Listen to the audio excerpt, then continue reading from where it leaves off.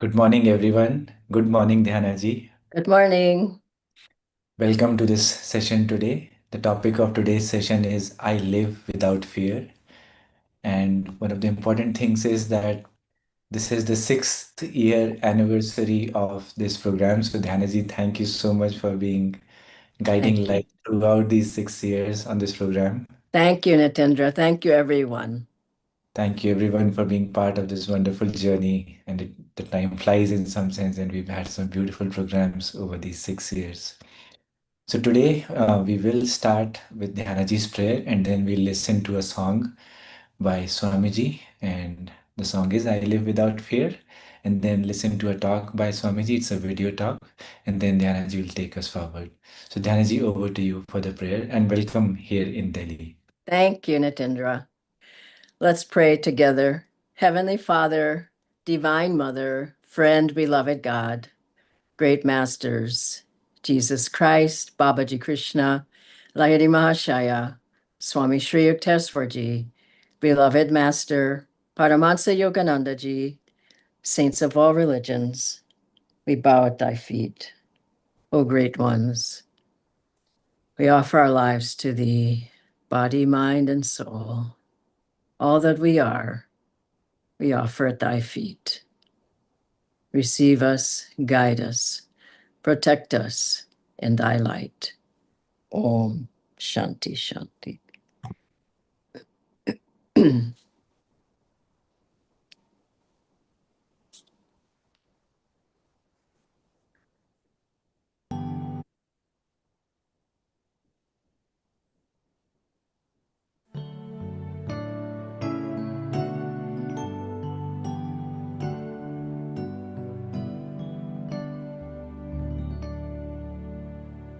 The green summer fade and winter draw near.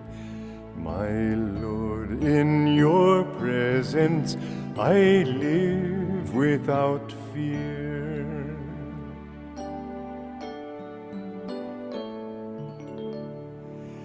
Through tempest, through snows, through turbulent tide, the touch of your hand is my strength and my guide.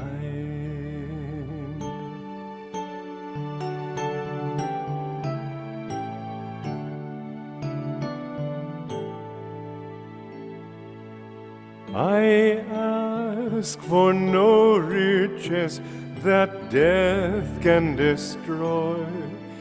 I crave only thee, your love and your joy. I ask for no riches that death can destroy. I crave only thee, your love and your joy. The dancers will pass, the singing must end. I welcome the darkness with you for my friend.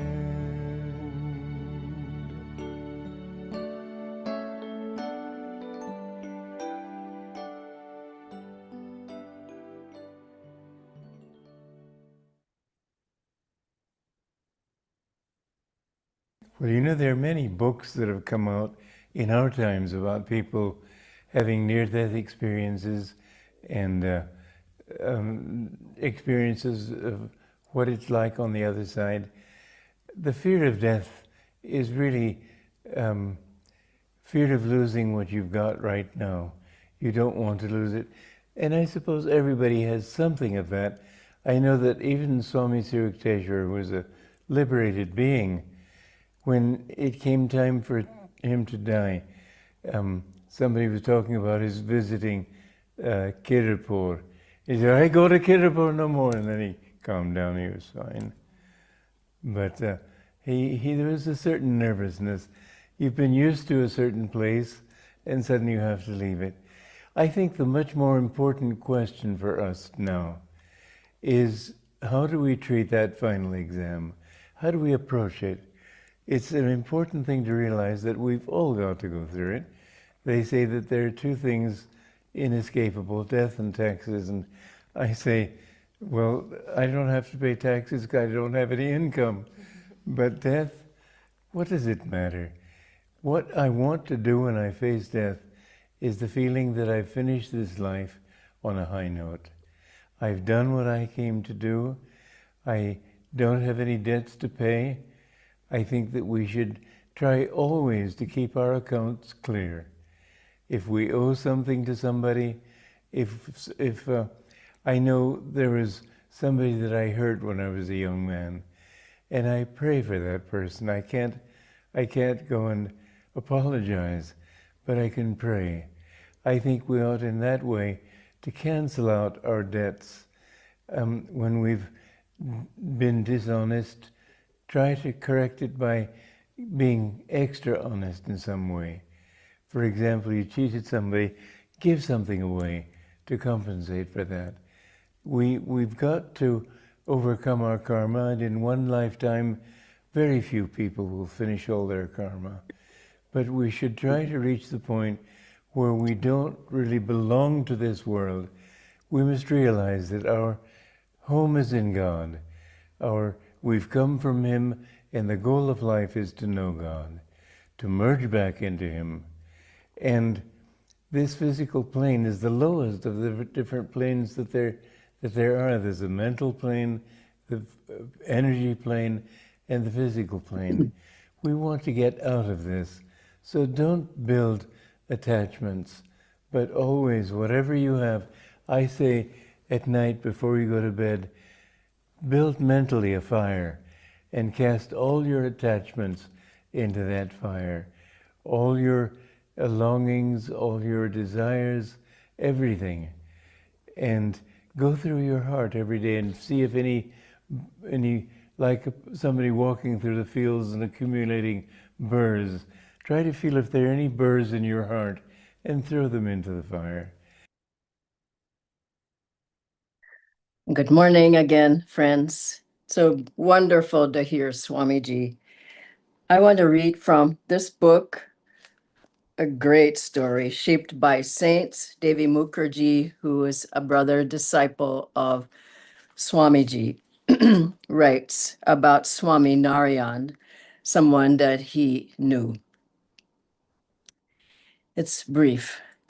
I had grown sleepy, Swamiji said. Go take rest, but do not come out of your room after midnight. Many tigers pass this way. After midnight, I looked out my window and saw 10 or 12 tigers and their cubs playing with Swamiji on the ashram grounds. As they started to pass by my hut, Swamiji told them, don't go near there. They stopped at once. Swamiji then patted them like kittens. At dawn the following day, after Swamiji and I had meditated together, I asked him if I might come that evening and pet the tigers too, for I said, I also love them. Swamiji looked at me and said, yes, you have love, but only 60%. You must increase your love another 40%. Then you can pet tigers. Otherwise, they will make you into a sandwich.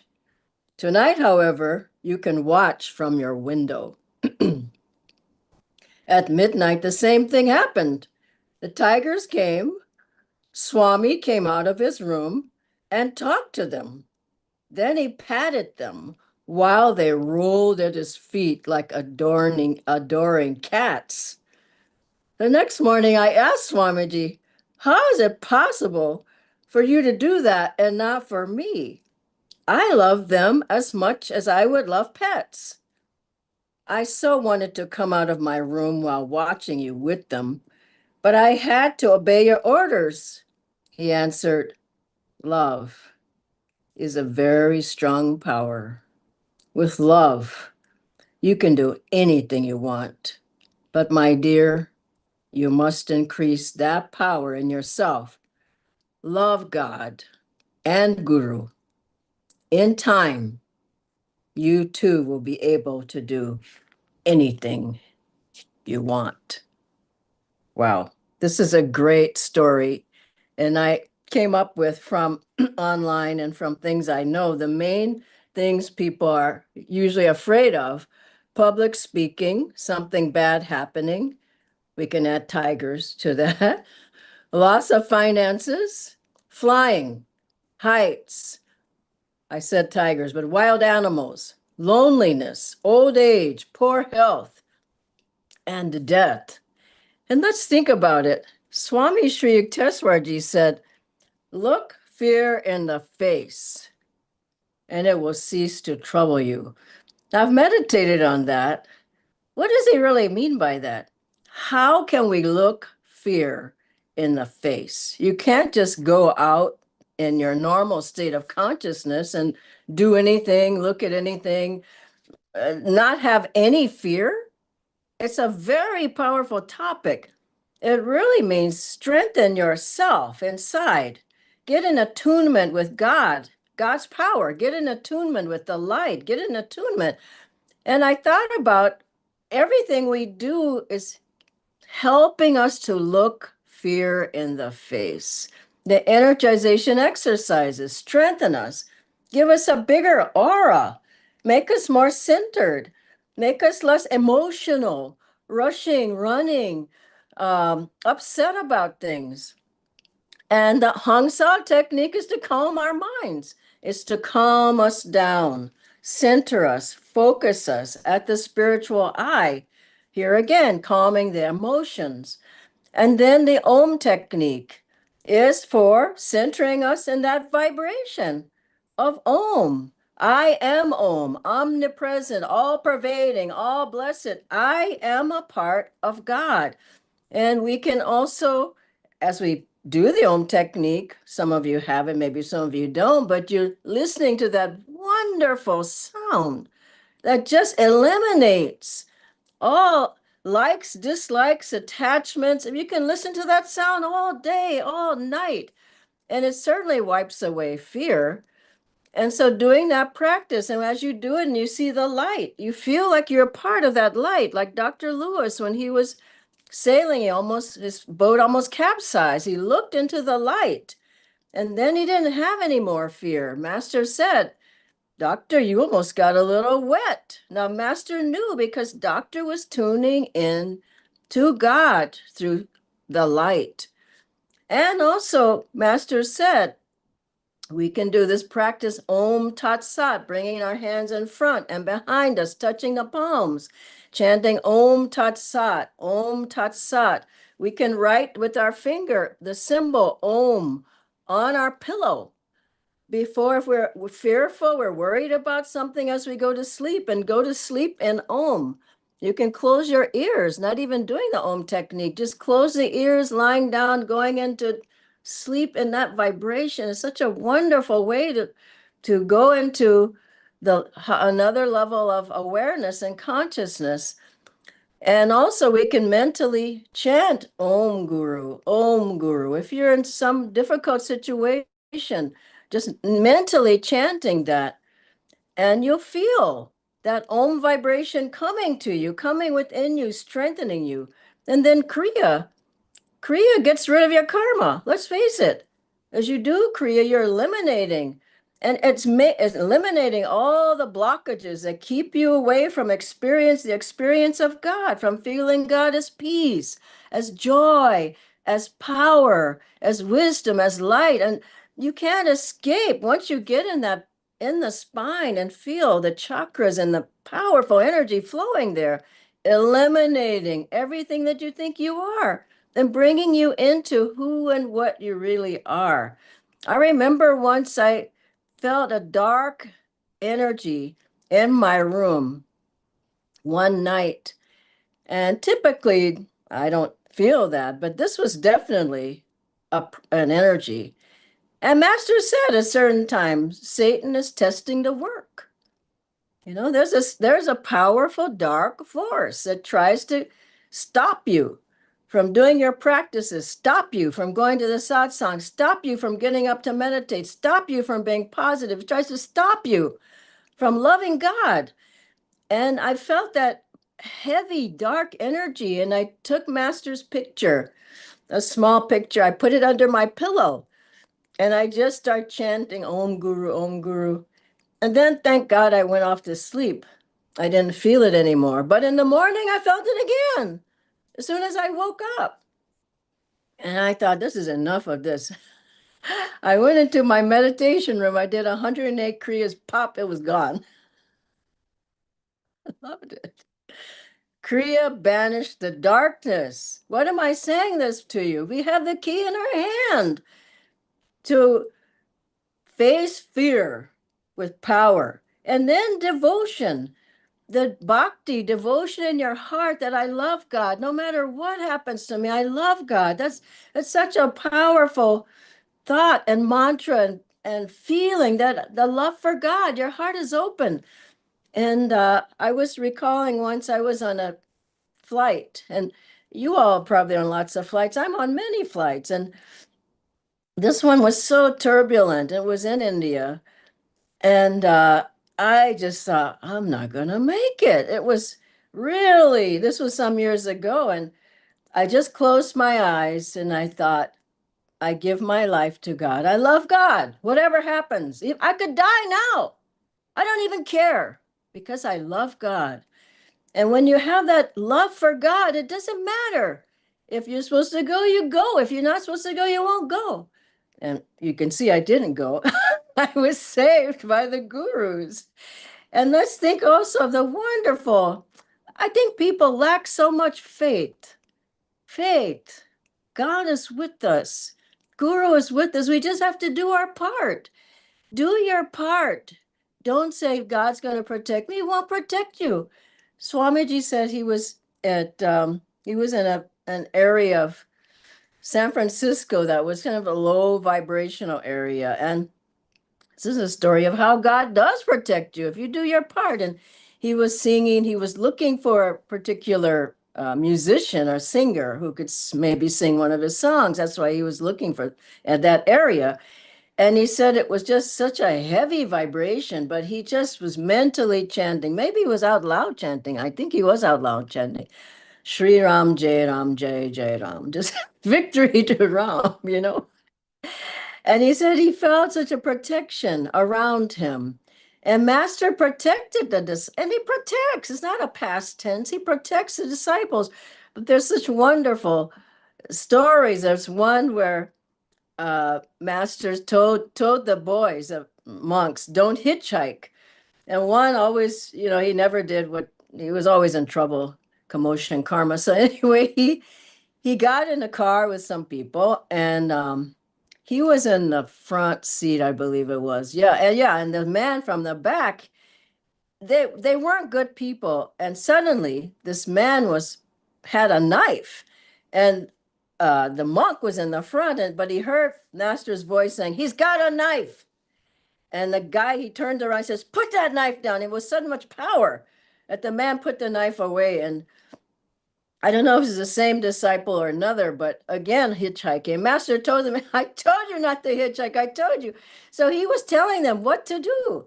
So the guy, either him or another one, hitchhiked again. And he was in a car with these really not good people. And they didn't drive him where he wanted. They drove him to way off the road somewhere else to this abandoned kind of a place. And they were going to push him into this house. And but nobody came to the door. I love the story. And they were trying to put the guy into a part of a robbery. So nobody came to the door. Master said, I had to close the ears of everybody in that house to save you. I told you not to hitchhike. I told you. There's such beautiful stories of the guru's protection. And once Master took some children, the school children, across a kind of dilapidated, not very safe bridge. The school kids in a school in Ranchi. But he filled them with the power of God. That's the thing. You have to be full of it. And he marches the kids across the bridge, but he asks them, Do you believe in God? And they had the children shout, yes, yes. And every child crossed safely because he empowered them. And I think he's always asking us, do you believe in God? And some people say, I'm not sure. But he says, you have to say, yes, yes. And then God will protect you. Later on, a teacher who didn't believe in God or didn't have the power, he tried to march some kids across and one the same bridge, and one child slipped to their death. We have to know it's the guru's power plus our efforts that keep us strong so that we can face anything, anything that comes into our life and know that God is with us. I want to close so we have time for questions with this really wonderful, it's short, but a wonderful story of Master with a tiger. Just to show you his power. Paramahansa Yogananda once faced a dangerous situation where a tiger was threatening the cows in a stall. The driver had forgotten to close the stall door, leaving the cows vulnerable. When Yogananda realized this, he asked if anyone would accompany him to close the door, but all volunteers stepped back, so he went alone. He took a lantern for protection, but as soon as he stepped outside, a gust of wind blew out the lantern, leaving him in darkness. Standing between the tiger and the cows, Yogananda calmly faced the tiger without fear. In his heart, he held the thought that he was seeing God in the form of the tiger. And he sent divine love towards the animal. The tiger, initially intent on the cows, shifted its attention to Yogananda. Instead of attacking, the tiger approached him slowly, then suddenly lay down and rolled onto its back, allowing Yogananda to stroke and pat it gently. Afterward, Yogananda secured the stall door and the tiger calmly walked away. This incident illustrates Master's teaching on ahimsa, nonviolence. When perfected, even wild animals become tame in one's presence. Om, om, om. Do you like that story, Nitendra? Absolutely, Dhanaji. I'm not telling people to go find tigers now. That's where you shared the story where Swamiji said that not yet, you still have to Yeah, do that's 40% right. more of the love. Yeah. That's right. So And you it have some questions? yes, Dhanaji. The first one, Dhanaji, is that here in India, we have a lot of family to help us in our lives at every level, whether it is finances, ill health, loss of job, and so on, which you were also illustrating to. So we tend to depend on that strength, and sometimes we do not get stronger ourselves because of that support that we have. Ah. So how can we live with that support, but also still get strong within ourselves so that tomorrow we are not faced in a situation where we have to do these alone? I mean, think of a child. You have a child.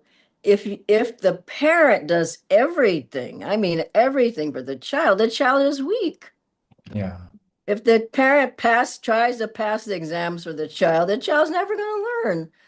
And so I believe Divine Mother gives us tests to make us stronger. And I found that she throws them in our way. It's like it's not going to be rosy all along. There's going to be some brambles there. And you just go, wow, why did this happen? I love God. But there it is to strengthen you. And so you can't let your family do everything for you. And I think Divine Mother makes sure that they don't. She gives you some yourself at your job or with your health, or something happens where you have to face tests. And to go in the direction of fear isn't the right direction. I mean, it may like what Swamiji said, Swami Shrikeswar just said he goes to Kiddurpur no more, but that was like very brief. And so I think, I mean, I've faced many tests, but I haven't cowered down to them. I think if you just go weak, you don't have the strength. If you keep strong in your practices, then you can fight your own battles. So don't let your parents and your siblings and friends, even people come, please help me, please help me. You have to help yourself.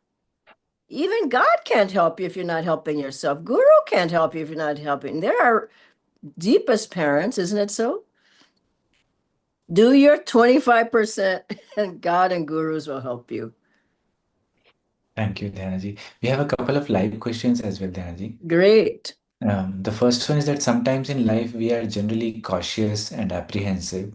Uh-huh. Is it the same thing as fear? I find people to be a bit too cautious and too apprehensive. Now, it may be a degree of fear, you know. I say this, if something looks like you can't handle it, at least try to handle it. Take the first step. And then if you feel okay, take the next step. And Master said, God will not give you a test that you can't handle. Now that's saying quite a lot. And Master said, I will give you lots of my good karma so that you can get there. So I think people tend to be a little bit too passive and hoping someone's going to come save the day. I haven't found that worked. I found I was still waiting. So if there's a degree of fear, there's a degree of another one is analyzing the situation. Analysis is paralysis, Lahiri Mahashaji said, no? So what if I do this and I do that and they're not doing anything? You have to actually act. And so once you get in gear, there's energy moving, no? And once the energy starts moving, ideas start coming, answers start coming, solutions start coming, people start coming, phone calls start coming. I mean, but if you're just sitting there analyzing, wonder what to do, that's not a good place to be in. Better to just get up and start moving, do something. I think in our society, people have become too much like couch potatoes. They're sitting on the couch. I'm sitting on the couch now, but I'm not sitting doing nothing. You see what I'm saying? So get up and get moving and stay moving. I was saying this about the airplane, and I see it. I was just on a plane yesterday. I see it all the time. People get on, soon as the plane takes off, they're knocked out. Why not keep your brain active? Have something to do, read or study, or that's my best study time. Does it make sense? Absolutely, Dhyanaji. Keep The next, active. yeah. The next live question, Dhyanaji, is that does detachment have to do something with alleviating fear? Because if we are too attached to something, then we have the fear of losing it. And do our techniques help in detaching? And therefore, as Great you did question. Kriya and then your fear went away. Great question. And yes, yes, yes. All the techniques help you to be more, especially Om technique, Hong Sa as well, and Kriya, just chanting even, like I was saying, Swamiji was chanting Sri Ram Jai Ram, but chanting, you just feel like, whoa. I mean, think about after a kirtan. How do you feel?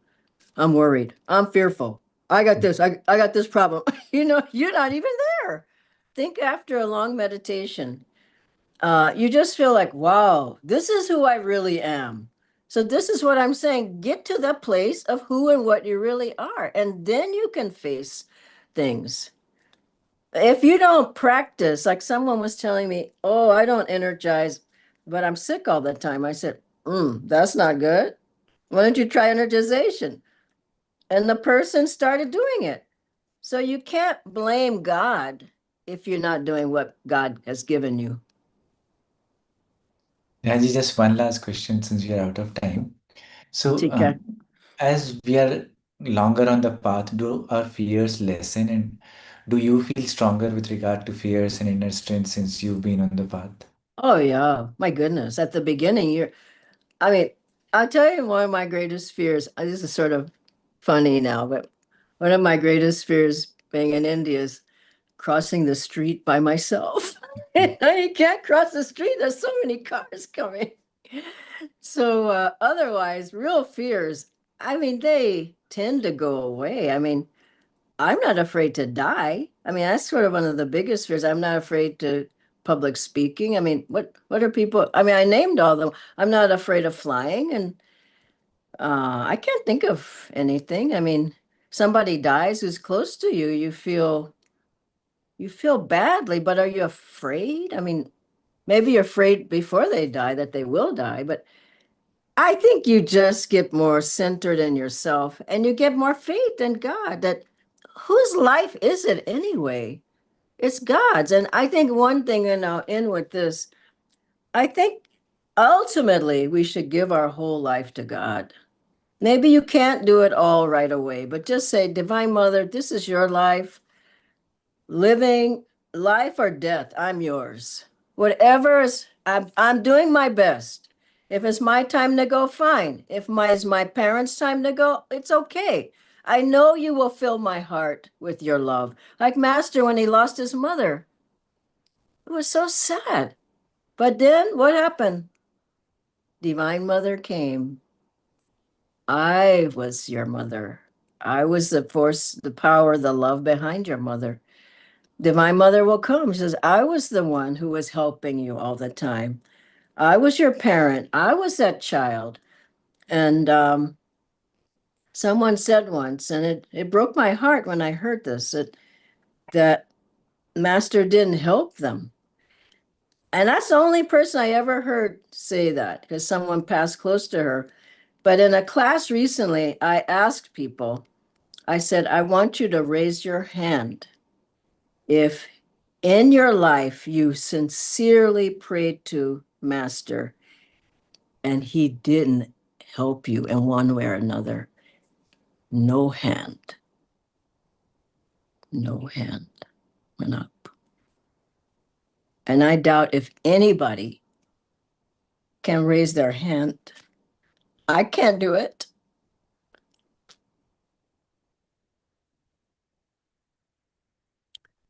So, what is the ultimate? Put your hand in God's hand. Stop complaining. Don't be lazy, passive. Get moving, and you will find.